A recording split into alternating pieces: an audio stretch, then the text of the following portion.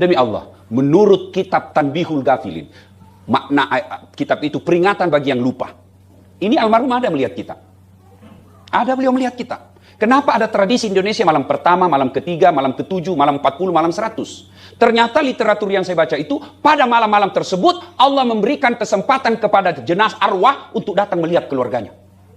Kau lihat itu keluargamu kelakuannya. Maka pada malam ini yang 40 dia akan berkata almarhum, oh alhamdulillah di rumahku ada pengajian mengingat saya. Oh ada Ustadz Das'ad yang taklim meskipun saya tidak kenal. Itu dia akan. Tapi begitu tidak ada pengajian, maka orang jenazah, arwah itu, orang tua kita berkata, hei anakku, yang menempati rumahku, yang makan hartaku, yang pakai pakaianku, yang kau nikmati warisanku, kau ingat saya. Jangan sampai kau nikmati hasil jeripayaku, kau berpoya-poya dan melupakan saya, tidak mendoakan saya. Maka saya tadi beratkan teman-teman sekalian, tidak ada ruh gentayangan, nggak ada, dusta.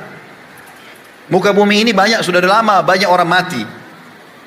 Bahkan mungkin bukan mustahil, tanah-tanah kuburan mereka sudah menjadi dinding-dinding rumah kita. Imam Qurtubi menukil kisah itu dalam buku beliau At-Tadhkirah.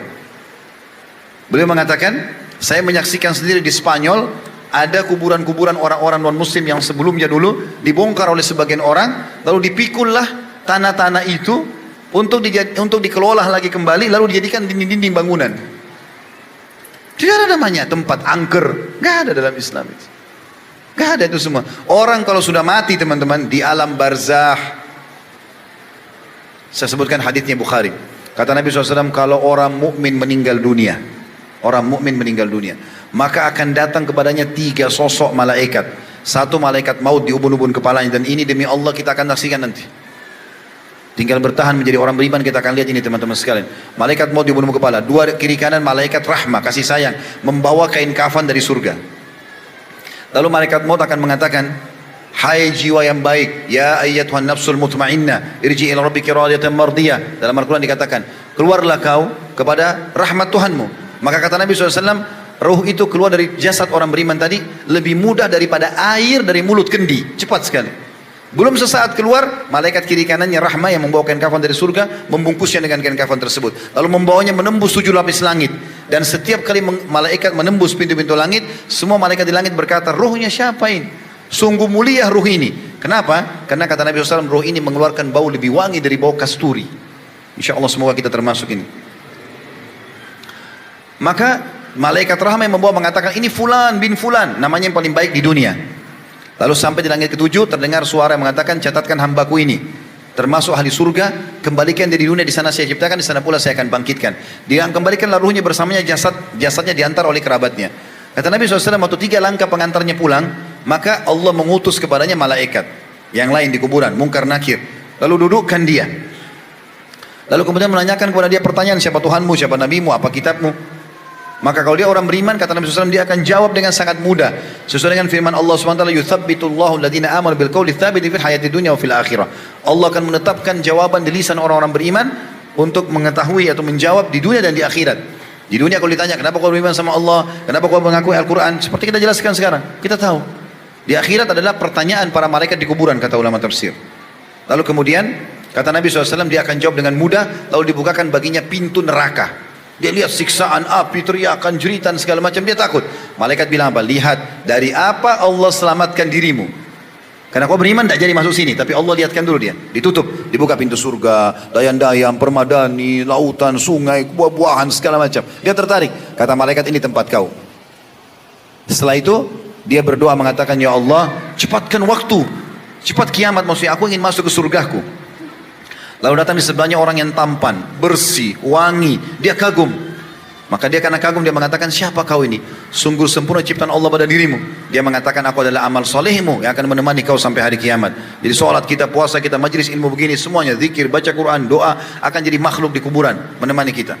Lalu kemudian, terdengarlah Allah SWT berfirman, mengatakan kepada para malaikat, ya, bentangkan permadani dari surga buat hambaku ini. Maka terbukalah permadani tersebut, lalu dia mencium bau wanginya surga tersebut, dan dia menikmati, bisa melihat surganya. Maka jadilah kuburannya taman dari taman surga. Taman dari taman surga.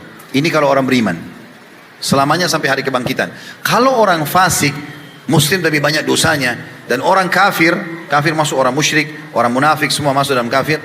Maka akan datang 3 sosok malaikat. 1 malaikat maut dibunuh-bunuh kepala, 2 malaikat penyiksa di kiri kanannya. Bawa kain kafan dari neraka. Lalu akan berkata malaikat maut, hai jiwa yang busuk, keluar kepada murka Tuhanmu. Wa na'udzubillah. Semoga Allah selamatkan kita dari ini. Maka yang terjadi teman-teman sekalian, ruhnya nggak mau keluar kata Nabi SAW. Berantakan di tubuhnya. Maka malaikat maut mencambuk wajah dan bokong mereka dengan keras. Sebagaimana Allah jelaskan dalam surah Al-Anfal. Maka dicabutlah ruhnya dengan cara paksa. Kata Nabi SAW, ibaratnya seperti bulu domba yang dibasahkan, dililitkan di pohon berduri lalu ditarik dengan keras sehingga berantakan dah bulu domba itu. Belum sesaat keluar, ditangkap oleh malaikat kiri kanan penyiksa, dibungkus dengan kain kafan dari neraka, dibawa ke langit. Baru di langit pertama saja para malaikat menolak sambil mengatakan, siapa ini? Ruh siapa ini? Sungguh buruk ruh ini. Kenapa? Karena Nabi SAW mengatakan ruh itu mengeluarkan bau lebih busuk dari bangkai. Wa na'udzubillah. Maka malaikat yang membawanya mengatakan penyiksa, ini fulan bin fulan, namanya yang paling buruk di dunia. Maka terdengar Allah mengatakan, catatkan hambaku ini termasuk ahli neraka. Belum sempat naik ke langit-langit, gitu kan? Dan kembalikan di dunia, karena sana saya ciptakan, sana pula saya bangkitkan. Dikembalikanlah jasadnya itu atau ruhnya ke dalam jasadnya atau di kuburan. 3 langkah orang melangkah pulang, maka datang malaikat dudukan dia. Tanya siapa Tuhanmu, siapa Nabimu, apa kitamu? Dia tidak bisa jawab. Ingat, Muslim pun tapi banyak dosanya, tidak sempat taubat. Dia hanya berkata seperti orang-orang kafir. Innama aqulu kama kana yaqulun nas. Saya nggak tahu, saya cuma ikut-ikut dulu orang bilang apa. Lalu kemudian setelah itu dibukakan baginya pintu surga oleh para malaikat. Dia kagum lihat, ya, luar biasa indahnya. Maka dia pun berkata, malaikat pun berkata, lihat dari apa kau haramkan dirimu. Kalau kau beriman beramal saleh, kau akan masuk sini dulu. Ditutup, dibuka pintu neraka, siksaan, pedih, anas, segala macam, teriakan, jeritan. Dia takut pada malaikat, ini tempat kau sekarang. Kau nggak bisa menghindar dari sini. Maka dia pun berkata, ya Allah, jangan cepatkan waktu, jangan cepatkan kiamat, karena aku tidak ingin masuk ke nerakaku. Lalu kemudian setelah itu datang di sebelahnya orang yang tampannya buruk, bau badannya busuk, menakutkan. Dia takut, dia mengatakan, pergilah, siapa kau ini? Sungguh buruk ciptaan Allah pada dirimu. Maka orang itu mengatakan, aku adalah dosa-dosamu yang akan menemani kau sampai hari kiamat. Zinanya, dustanya, segala macam akan temani dia.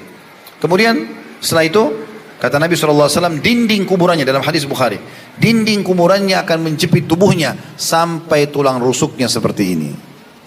Riwayat lain, Allah mengutus malaikat, riwayat Bukhari juga, yang tidak punya pendengaran dan penglihatan. Allahu alam bagaimana. Membawa sebuah besi. Yang besi itu kalau seluruh jin dan manusia bersatu untuk membalik, mereka tidak akan mampu karena beratnya. Dipukulkanlah kepada orang ini dan seluruh makhluknya Allah mendengarkan kecuali jin dan manusia. Karena kalau mereka dengarkan cambukan malaikat itu, mereka akan meninggal seketika. Maka jadilah kuburannya lubang dari lubang neraka.